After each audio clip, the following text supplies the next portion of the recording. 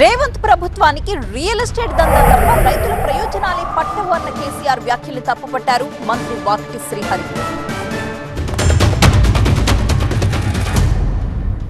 ఇంతసేపు real estate దందా తప్ప ఇంకోటి లేదా?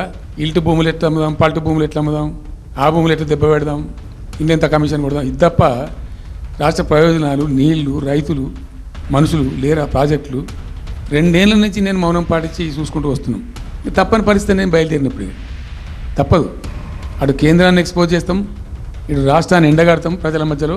ఈ ఏడాది దాకా వేరే కథ, రేపటి నుంచి వేరే తోలు తీస్తాం ఎక్కడికక్కడ. 3 ఏళ్లలో 4 ఏళ్ళ పూర్తి చేయాలని కాళేశ్వరం మీద పడ్డ తపన ఎందుకు పాలమూరు రంగారెడ్డి మీద లేకపోయా? వాళ్ళు ఏనందుకే కదా మొన్న ఎలక్షన్స్లలో కర్రుకాల్చి వాత పెట్టినట్టు 12 మంది ఎమ్మెల్యేలు గెలిపించింది పాలమూరు ప్రజలు. తోలు ఆల్రెడీ కవితమ్మ తీస్తుంది, ఆ తోలుకు ముందు ప్యాచులు వేసుకోండి. ఆ తోలు తీసేటువంటి పని ప్రజలది.